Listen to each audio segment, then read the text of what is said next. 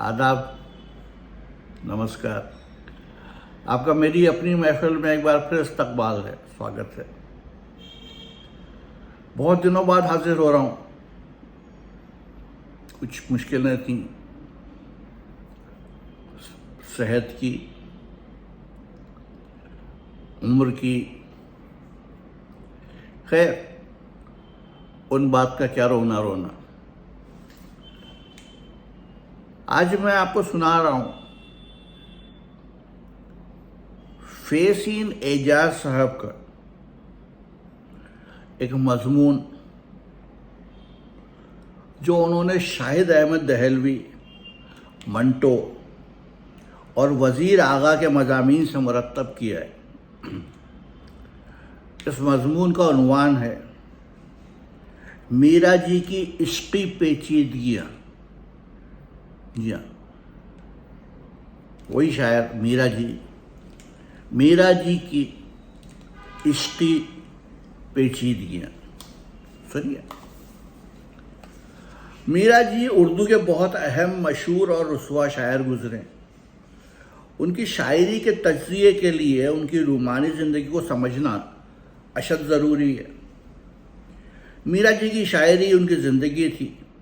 वो अगर शायर ना होते तो दुनिया उन्हें एक जहनी मरीज़ करार दे सकती थी, क्योंकि उनके इश्क के ज़ाहिरी अलल नहायत पेचीदा और आम फहम से बालातर थे। शाहिद अहमद दहलवी मीरा जी से अच्छी तरह वाकिफ़ थे। वो मीरा जी की निस्बत लिखते हैं, मज़न की तरफ मीरा जी का घर था। स्कूल से तबीयत उचाट हो जाने के बाद उन्होंने चाहा तो ये था कि कहीं से मुफ्त की बहुत सी दौलत हाथ लग जाए, मगर कौड़ी भी नहीं मिली। पैसे वालों को देखकर कलसते थे, उनका तो कुछ बिगाड़ ना सके। हाँ, अपनी सीरत बिगड़ती चली गई। उनफवान शबाब में एक बहुत बुरी आदत ने जड़ पकड़ ली, जिसने उनकी सारी ज़िंदगी को नफ्सियाती उलझनों का ढेर बना दिया। उनका जिस्म उन्हें नीचे की तरफ खींच रहा था और रूह ऊपर की तरफ। लिहाजा वो अपने जिस्म को अपनी बुरी आदत से तस्कीन पहुंचाते रहे और रूह के तकाजे को पूरा करने के लिए किताबें पढ़ने लगे। मीरा जी के मुताले में हिंदू सनमियात, फ्राइड, हेवीलॉक, एलिस का अदब अक्सर रहा करता था। एडगर एलन पो और चार्ल्स, माफ़ कीजिएगा ये जो नाम है मैं बहुत अच्छी तरह से वाकिफ़ नहीं हूँ, चार्ल्स बोवालेयर उनके दिमाग में बुरी तरह सवार थे। मीरा जी का तारुफ शाहिद अहमद दहलवी अपने मजमून मीरा जी में इस तरह कराते हैं। मीरा जी का पूरा नाम सनाउल्लाह डार था, मगर एक बंगाली लड़की के इश्क में मुब्तला होकर उन्होंने मीरा सेन के नाम पर अपना नाम मीरा जी रख लिया था। मीरा जी के खमजमात का मकान कनार्ड कॉलेज लाहौर से मिला हुआ था। सिर्फ एक दीवार बीच में थी। मीरा जी और उनके चंद हमजमात उस घर में जमा होते, पीते पिलाते और दीवार में सुराख करके उसमें से कॉलेज की लड़कियों को तका करते। उन्हीं लड़कियों में मीरा सेन भी थी, जिस पर मीरा जी लोट हो गए। अक्सर ये भी करते कि जब वो लड़की कॉलेज से अपने घर जाती तो मीरा जी कुछ फासले से उसके पीछे लगे रहते, यहाँ तक कि उसे घर तक पहुँचा देते। जब तक वो लड़की लाहौर में रही, उनका यही मामूल रहा। सिर्फ एक दफ़ा बड़ी हिम्मत करके उन्होंने उससे कहा, मुझे आपसे कुछ कहना है। उसने पलटकर उनकी तरफ देखा, मगर मुंह से कुछ नहीं कहा। ना खुश हुई ना नाराज़, खामोश अपने घर चली गई। बस ये था मीरा जी का पहला और आखिरी इश्क। मीरा जी के पास मीरा सेन की एक तस्वीर खुदा जाने कहाँ से आ गई थी। उसे वो अपनी जान से भी ज़्यादा अजीज़ रखते थे। جب انہیں میرا سے ان کی بہت یاد ستاتی تو اس تصویر کو سامنے رکھ کر دیکھتے رہتے، پھر فرش پر زور زور سے اپنا سر پٹکتے، یہاں تک کہ بے حال ہو جاتے۔ اس افلاطونی عشق کے بعد میرا جی نے اپنی ساری عمر میں پہلا اور آخری جنسی معاملہ کیا۔ لاہور کی ہیرا منڈی میں کسی کے یہاں پہنچ گئے، اس نے انہیں اپنی یاد دلانے کے لیے آتشک کا تحفہ دیا۔ یہ تحفہ میرا جی کے پاس آخری دم تک رہا۔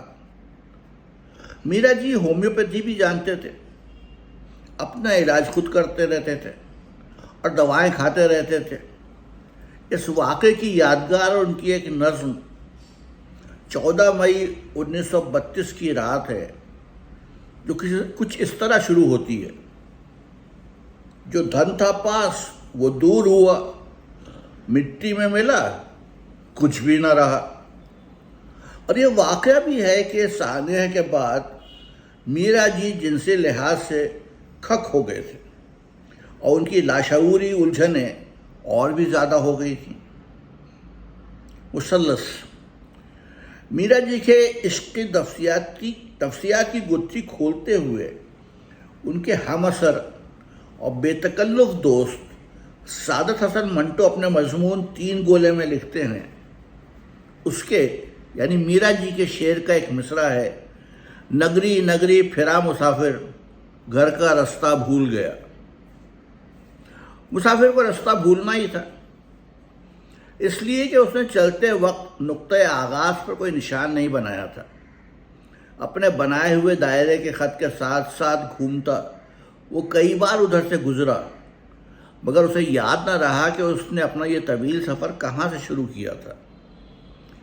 اور میں تو سمجھتا ہوں کہ میرا جی یہ بھی بھول گیا تھا کہ وہ مسافر ہے، سفر ہے یا راستہ۔ یہ تصویر بھی اس کے دل و دماغ کے خلیوں میں دائرے کی شکل اختیار کر گئی تھی۔ اس نے ایک لڑکی میرا سے محبت کی اور وہ ثناء اللہ سے میرا جی بن گیا۔ اسی میرا کے نام کی رعایت سے اس نے میرا بائی کے کلام کو پسند کرنا شروع کر دیا۔ جب اسے اپنی محبوبہ کا جسم میسر نہ آیا تو اس نے کوزاگر کی طرح چاک گھما کر اپنے تخیل کی مٹی سے شروع میں اسی شکل و صورت کے جسم تیار کرنے شروع کر دیا۔ لیکن بعد میں آہستہ آہستہ اس جسم کی ساخت کے تمام ممزیات، تمام نمایاں خصوصیتیں تیز رفتار چاک پر گھوم کر نت نئی حیت اختیار کرتی گئیں۔ اور ایک وقت ایسا آیا کہ میرا جی کے ہاتھ اس کے تخیل کی نرم مٹی اور چاک متواتر گردش سے بالکل گول ہو گئے۔ کوئی بھی ٹانگ میرا کی ٹانگ ہو سکتی تھی، کوئی بھی چیتڑا میرا کا پیرہن میں ہو سکتا تھا، کوئی بھی رہگزر میرا کی رہگزر میں تبدیل ہو سکتی تھی۔ اور انتہا یہ ہوئی کہ تخیل کی نرم مٹی کی سوندھی باس سڑاند بن گئی اور وہ شکل دینے سے پہلے ہی اس کو چاک سے اتارنے لگا۔ پہلے میرا بلند بام محلوں میں رہتی تھی۔ میرا جی ایسا بھٹکا کہ راستہ بھول کر اس نے نیچے اترنا شروع کر دیا۔ اس کو اس گراوٹ کا مطلقاً احساس نہ تھا، اس لیے کہ اترائی میں ہر قدم پر میرا کا تخیل اس کے ساتھ ساتھ تھا، جو اس کے جوتے کے تلووں کی طرح گھستا گیا۔ پہلے میرا عام محبوباؤں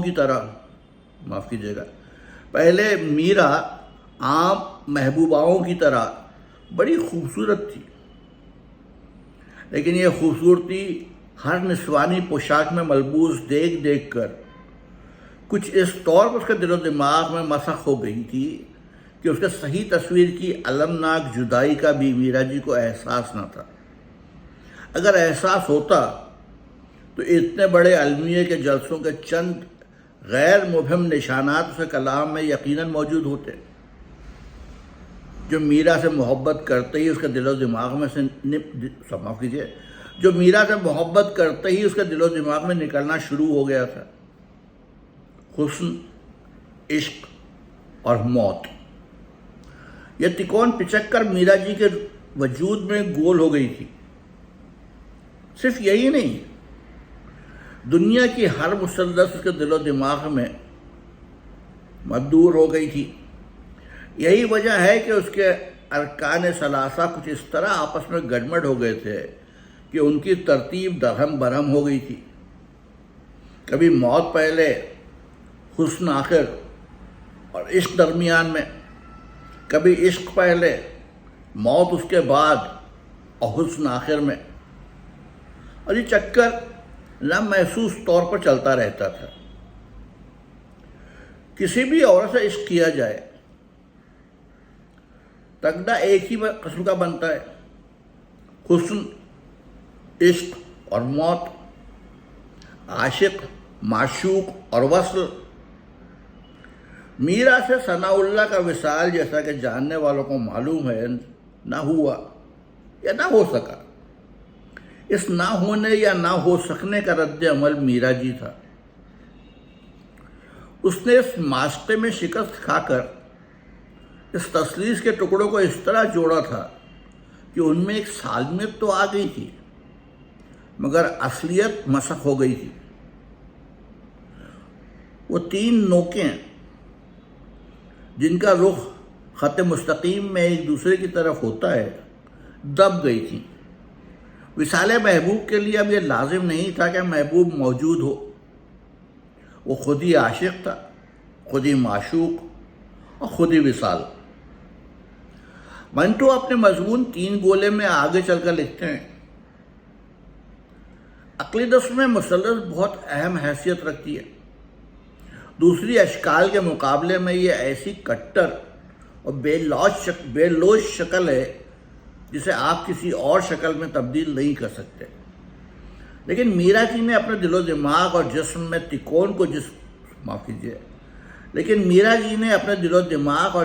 میں تکون کو جس کا ذکر اوپر ہو چکا ہے، کچھ اس طرح دبایا کہ اس کے رکن اپنی جگہ سے ہٹ گئے۔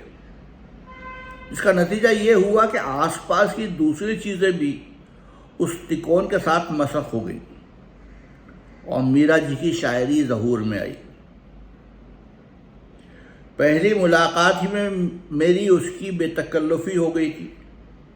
اس نے مجھے دہلی میں بتایا کہ اس کی جنسی عجابت عام طور پر ریڈیو اسٹیشن کے اسٹوڈیوز میں ہوتی ہے۔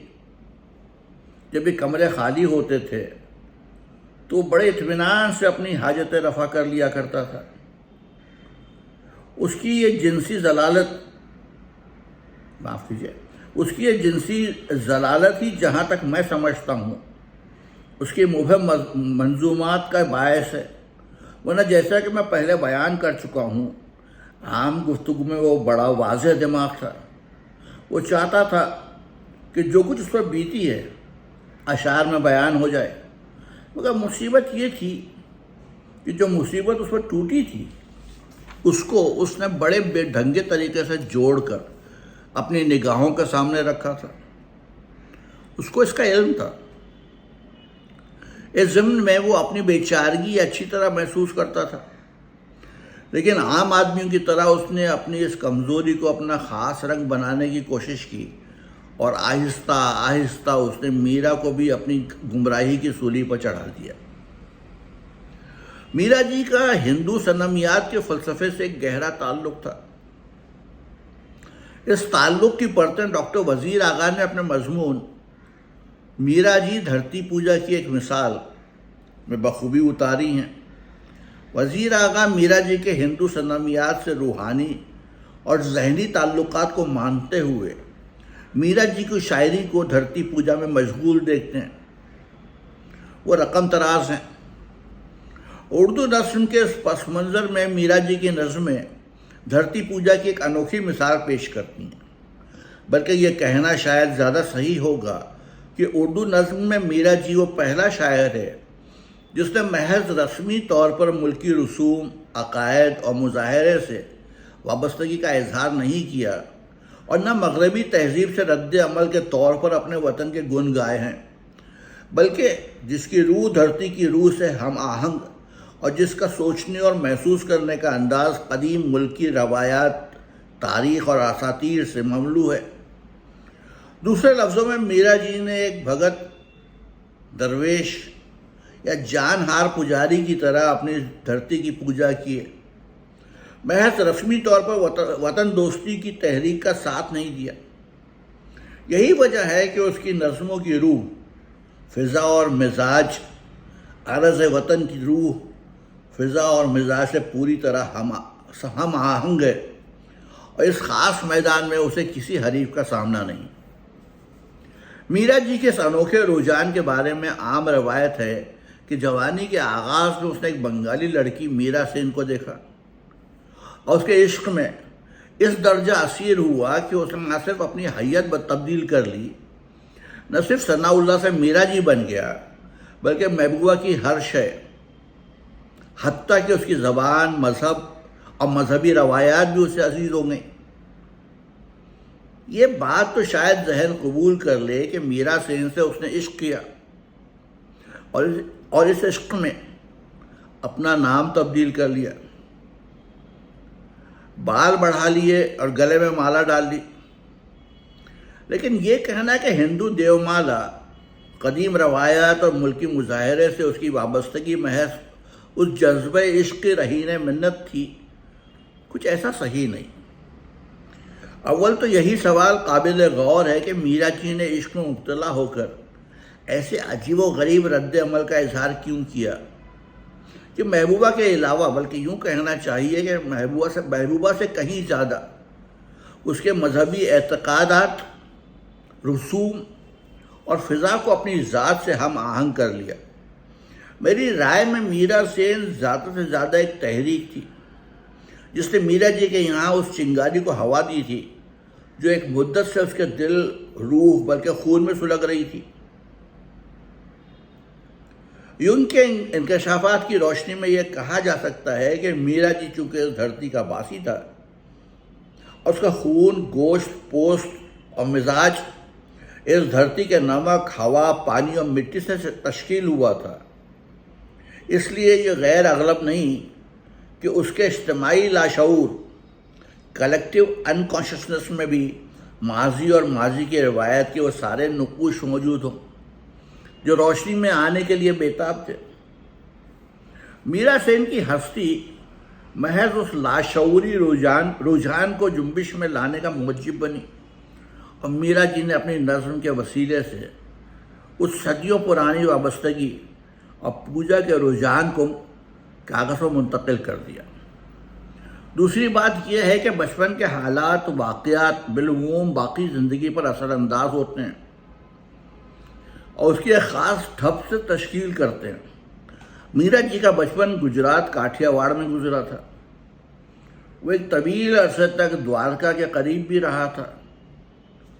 دوارکا نہ صرف کرشن مہاراج کے نام سے منسلک ہے بلکہ ساری فضا بھی قدیم ہندوستانی فضا سے مماثل تھی۔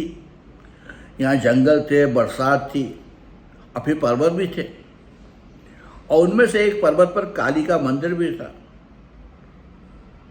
ظاہر ہے کہ ان تمام باتوں نے میرا جی پر گہرے اثرات مرتسم کیے ہوں گے۔ بے شک میرا جی نے اپنی نظموں کے مجموعے میں اس بات کا اظہار بھی کیا ہے کہ ایک ہی بار مشرقی ہندوستان کی ایک عشرت انگیز مورت یعنی میرا سین کی طرف توجہ کی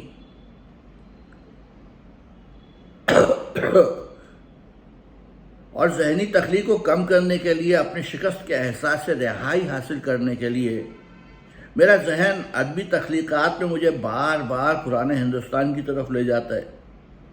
مجھے کرشن کنہیا اور برنداون کی گوپیوں کی ایک جھلک دکھا کر ویشنو مت کا پجاری بنا دیتا ہے۔ لیکن شاید خود شاعر اپنے بعض غیر شعوری لیکن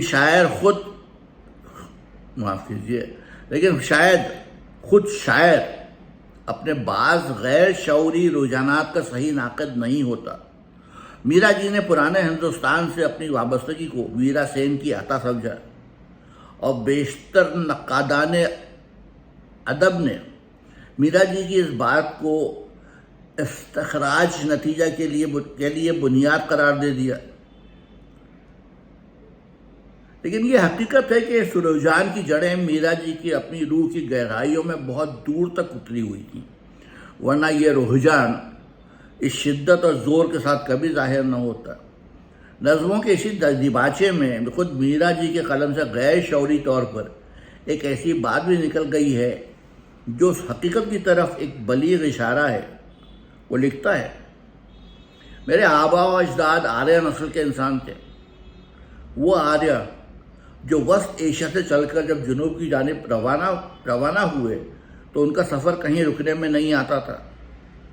انہی کی ذہانت، انہی کا حافظہ، انہی کی طبیعت نسل در نسل مجھ تک پہنچی ہے۔ شاید یہی وجہ ہے کہ میرا ذہنی سفر بھی پنجاب سے جنوب کی طرف رہا ہے۔ اس انکشاف کی روشنی میں یہ کہنا شاید زیادہ صحیح ہو کہ پرانے ہندوستان کی طرف میرا جی کا رجحان ایک بنیادی رجحان تھا، حتیٰ کہ میرا سین سے محبت بھی دراصل اس رجحان کا ایک نتیجہ تھی۔ معافی جگہ حتیٰ کہ میرا سین سے محبت بھی دراصل اس رجحان ہی کا ایک نتیجہ تھا۔ معافی چاہتا ہوں، طبیعت بہت اچھی نہیں ہونے سے اسی وجہ سے بے شمار غلطیاں ہوئیں پڑھنے میں۔ خیر، امید ہے آپ مجھے بخش دیں گے، معاف فرمائیں گے۔